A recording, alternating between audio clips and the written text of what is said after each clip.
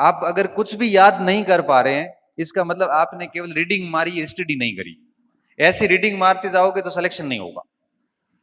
आप दिमाग को सक्रिय रखिए, हर लाइन को पढ़ते वक्त देखिए कि इसमें क्या सवाल बन सकता है, और अगर सवाल क्या बन सकता है इतना एक्टिव रखोगे ना, तब आप वापस जब सोचोगे 40 मिनट बाद, तो आप उसको ब्रीफ कर पाओगे कि हाँ, अशोक के दम में ये बातें थी।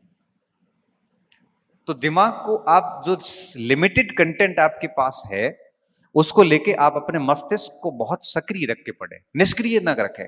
निष्क्रिय का मतलब है लाइन टू लाइन पढ़ते जाना।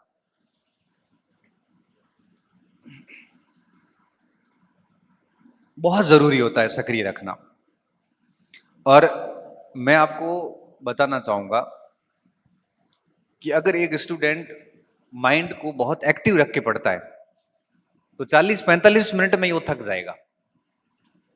पढ़ते पढ़ते 40-45 मिनट में उसका दिमाग जवाब दे देगा। जैसे जवाब देता है उस समय किताब बंद करो आराम से। टहलने की जगह है तो टहलते टहलते सोचो कि मैंने अभी क्या पढ़ा है। टहलने की जगह नहीं, लाइब्रेरी में बैठे हैं तो आप वहीं पे आंखें बंद करके सोचिए कि मैंने अभी क्या पढ़ा है, और जो जो की पॉइंट्स हैं, मेन मेन शब्द, उनके नीचे अंडरलाइन कर दो ताकि रिवीजन में बाद में आसानी होती है। बस इस तरह से एक खोजी स्टूडेंट बनिए। खोजी स्टूडेंट समझते हो कि मुझे आपने ये किताब दी, ये पेज दिया, मैं इसमें से पूरा पढ़ के अगर निकाल लूं कि इसमें ये सवाल बन सकते हैं, आरपीएससी ऐसे बना सकती है, बोर्ड ऐसे बना सकता है, इससे बढ़िया खोजी स्टूडेंट क्या हो सकता है। और खोजी स्टूडेंट कभी फेल नहीं होते। खोजी स्टूडेंट पेपर भी खोज लेते हैं, ये तो प्रश्न है।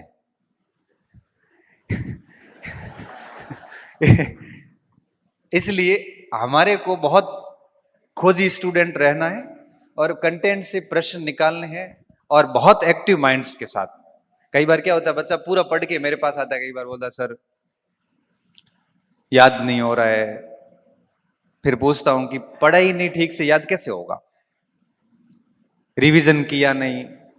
और जब हम पढ़ते थे मुझे अच्छे से याद है कि हम क्या करते थे, मैं रघुनाथ, हमारे 3-4 का ग्रुप था, हम कहते थे कि आज क्या पढ़ा है, किसने क्या पढ़ा, हमारा टाइम टेबल सबका फिक्स था। पढ़ने के बाद हम एक दूसरे से प्रश्न करते थे। अब जैसे मौर्य काल पढ़ा या जैसे भूगोल में भूकंप पढ़ा, तो अब वो साथ वाला साथी पूछता था कि पी तरंग क्या होती, बता फटाफट शॉर्ट में 3 बातें बता दे। अब शॉर्ट में 3 बातें कहां से बताएंगे, दिमाग एक्टिव था नहीं, लाइनें पढ़ के आए हैं हम तो, और ये पिछले 2 साल से लाइनें पढ़ रहे हैं। लाइनें आप अगर 2 साल भी पढ़ोगे ना तब भी याद नहीं होगा। परीक्षा में पढ़ा हुआ सवाल आएगा लेकिन उत्तर आपसे नहीं निकलेगा। ऐसा आपके साथ होता है कि साहब पढ़े हुए सब थे लेकिन हुए नहीं, पढ़े हुए थे लेकिन हुए नहीं। इसके पीछे क्या कारण है? कारण यही था कि माइंड एक्टिव नहीं था, याद किया नहीं, और याद किए बिना वहां पे होना नहीं, क्योंकि केवल विद्यार्थी को पढ़ना ही थोड़ी है, उसको याद भी करना है। तो दिमाग को एक्टिव रख के पढ़िए। इसके साथ साथ में मैं आपको, पढ़ाई के साथ साथ में कुछ चीजें और भी होती है, व्यक्ति को बहुत ध्यान रखनी होती है। जैसे लाइब्रेरी में बैठते हो या रूम पे पढ़ते हो, कई बार बच्चे कहते हैं सर मैं गांव में पढ़ रहा हूं, कई लोग लाइब्रेरी में पढ़ते हैं। एक मानसिकता आ जाती है कहीं ये लोग हमारे से आगे नहीं चले जाए। मैं सर ये यूट्यूब पे चलने वाली मैराथन क्लासें नहीं देख रहा हूं, कहीं मैं दुनिया से पीछे तो नहीं रह गया हूं। मैं सर डेली करंट की क्लासेज आती है आधा घंटा, वो मैं नहीं देख रहा हूं, मेरा साथी देख रहा है, मैं कहीं पीछे तो नहीं रह रहा हूं। मैं सर यूट्यूब उस पे टेलीग्राम पे कई सारे प्रश्न आते हैं, उन प्रश्नों के उत्तर नहीं देता हूं, मेरे सारे साथी देते हैं, कहीं मैं पीछे तो नहीं रह रहा हूं दुनिया से। मैं कहता हूं भाई तू आगे है दुनिया से, अगर इस कचरे से बाहर है तो दुनिया से आगे है। अभी टेलीग्राम पे कोई भी आके कुछ भी फालतू का प्रश्न करके पूछ के सो जाता और आप 4 घंटे परेशान। और जनरली मनुष्य की प्रवृत्ति क्या होती है, प्रश्न वो वही पूछता है जो उसको आ नहीं रहा है और उसको कहीं मिल नहीं रहा है, वो पूछ लो। बहुत टेढ़ा सा प्रश्न, बाल की खाल निकाल के वहां डाल देगा, जिसका परीक्षाओं से कोई लेना देना है नहीं। और हम उस प्रश्न को लेके परेशान है।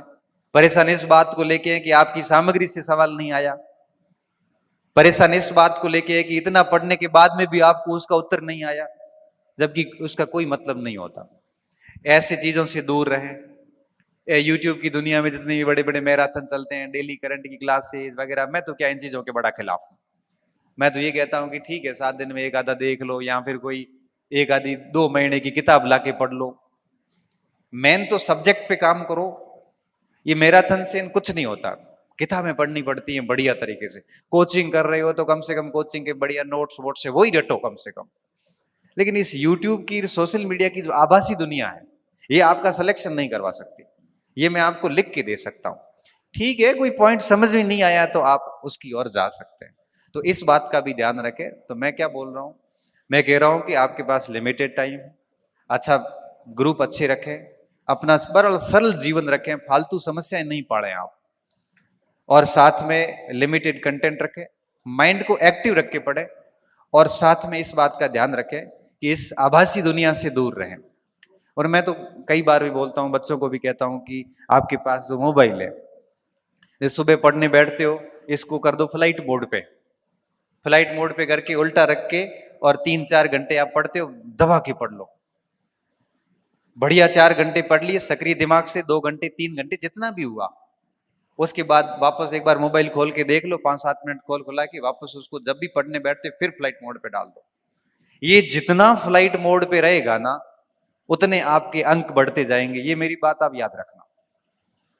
आप इसके फ्लाइट मोड का खूब उपयोग कीजिए, और जिस दिन नौकरी लग गई बढ़िया, उस दिन ये सारे फॉलोवर्स अपने आप बढ़ जाएंगे, पता ही नहीं चलेगा आपको। आप दुनिया से पीछे नहीं रह रहे हैं। कई कई आईएएस ऐसे बनते जिनके पास में फोन ही नहीं है, कोई सोशल मीडिया अकाउंट नहीं है, और जैसे ही बनते हैं लाखों एक साथ जुड़ जाते हैं। आप पीछे नहीं रह रहे हैं। इसलिए आप जितना फ्लाइट मोड का ज्यादा यूज करोगे उतना ही आपको फायदा है। क्योंकि देखो, हम तो बोल के चले जाएंगे, अगर आप इसको जीवन में लागू नहीं करते हैं तो कोई मतलब नहीं है, मतलब कोई मतलब नहीं है।